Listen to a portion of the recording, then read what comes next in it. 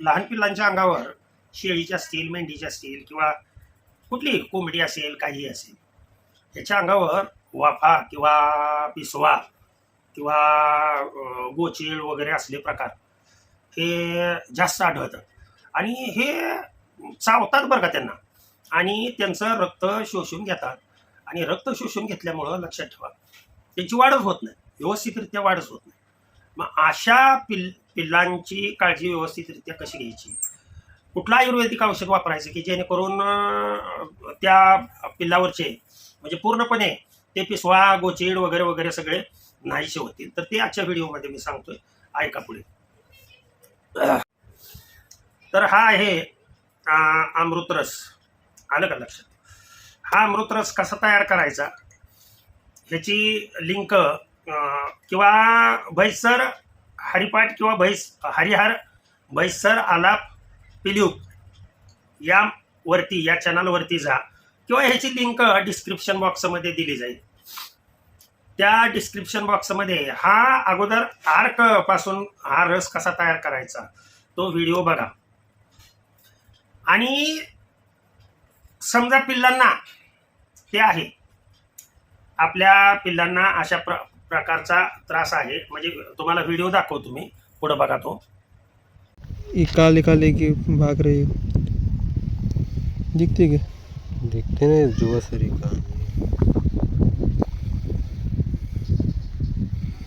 दिखे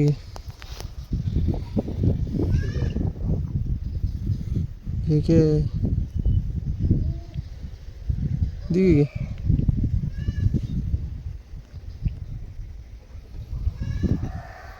इधर इधर निकालो सपा में. हाँ निकाल.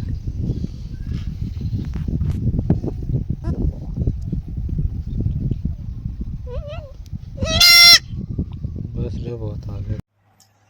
मग अशा प्रकारचा समजा छोटेसे असे पुरळ आले असतील केसावरती किंवा केसामध्ये किंवा वाफा असतील किंवा वेगवेगळ्या प्रकारचे परजीवी असतील आणि असे त्या पिल्लांना जर त्रास देत असतील तर त्यांच्यासाठी काय करायचं, हे बा ह्या लिक्विड मधलं म्हणजे हा अर्क तयार केलेला आहे तो तुम्ही जाऊन बघा कशा पद्धतीने तयार करायचा.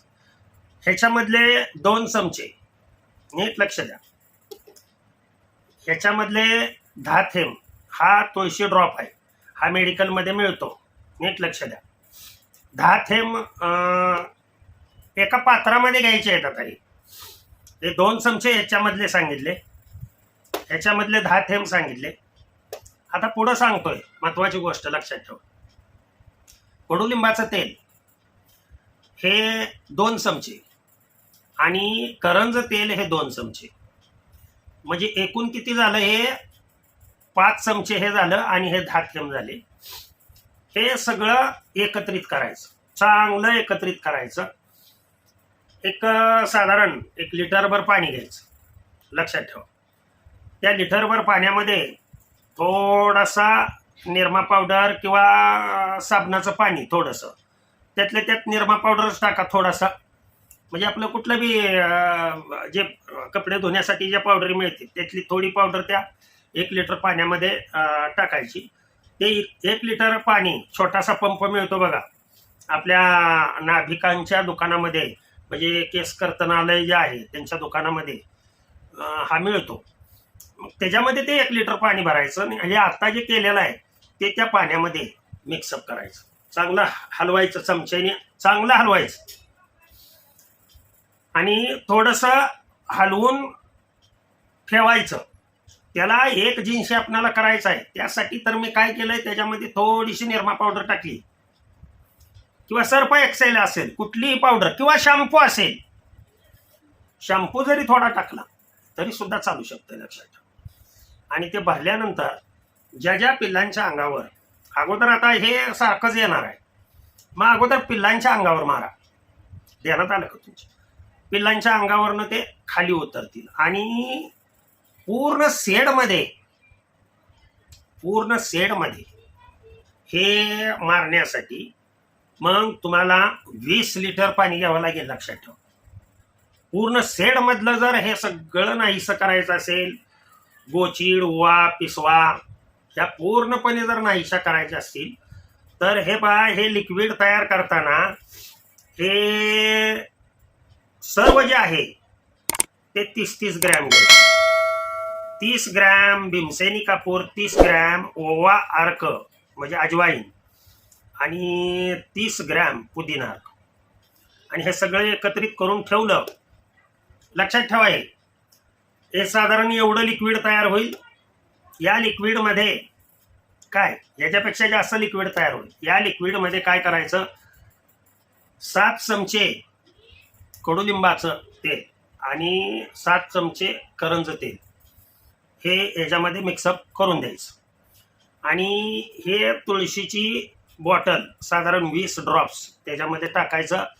आणि 1 लिटरभर पाण्यामध्ये हे आत्ता जे तयार केलेलं आहे, 1 लिटरभर पाण्यामध्ये एवढा एवढा निरमा पावडर टाकायचा आणि हे त्याच्यामध्ये टाकून द्यायचं.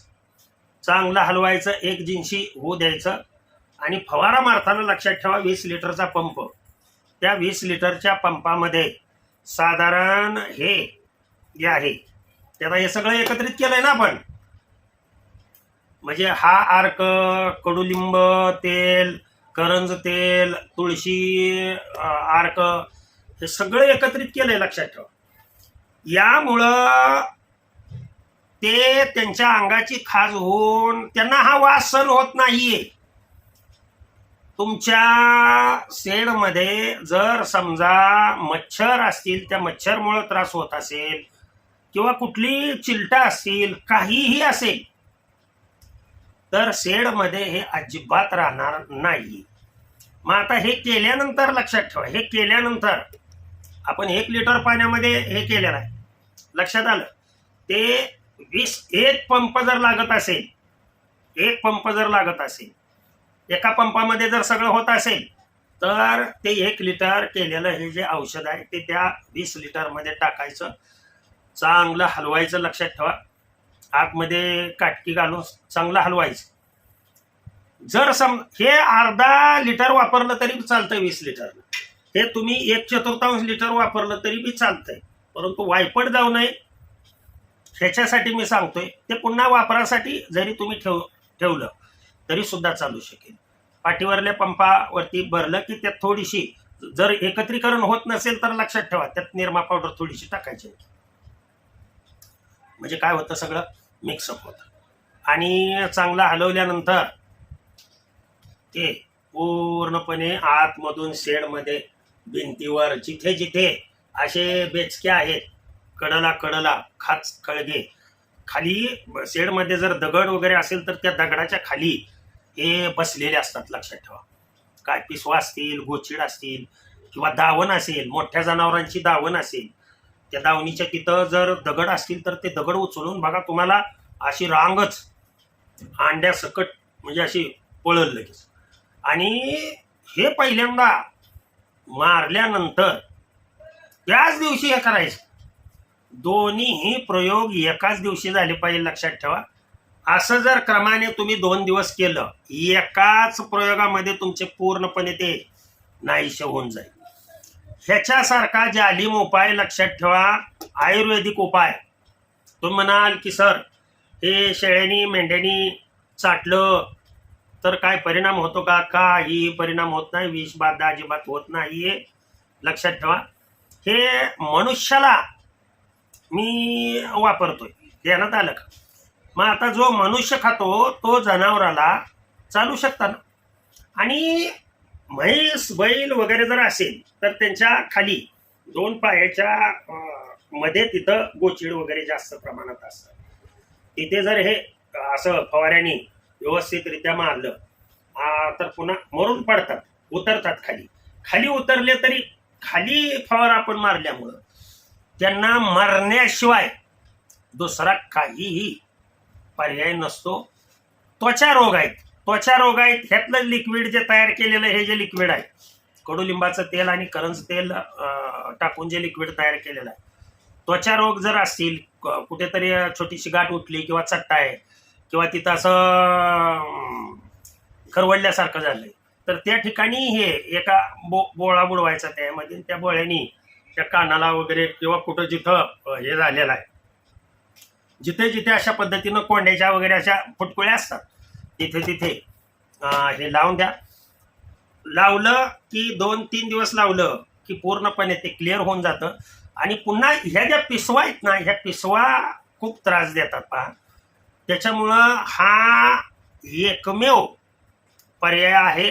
अगोदरही भरपूर व्हिडिओ मी या चॅनलवरती अपलोड केलेले आहेत. शेळीपालन म्हणजे भैसर शेळीपालन तडका किंवा भैसर भजन कीर्तन यावरती, या दोन्ही चॅनलवरती तुम्हाला जनावरांचे माणसांचे जे रोग आहेत त्याच्यासाठी इथे जाऊन तुम्ही आवर्जून व्हिडिओ पाहत जावा. पाहून त्याच्यावरनं बरंच काही घरगुती उपचार तुम्ही करू शकता आणि आपलं जे प्राणी आहे ते व्यवस्थितरित्या ठेवू शकता. ओके, झालेली सेवा तुम्हाला सर्व सज्जनांच्या चरणी अर्पण करतो आणि सेवेला पूर्णविराम देतो. पुंडलिक वरदा हर विठ्ठल श्री ज्ञानदेव तुकाराम. विठाला विठाला विठाला विठाला विठाला विठाला विठाला.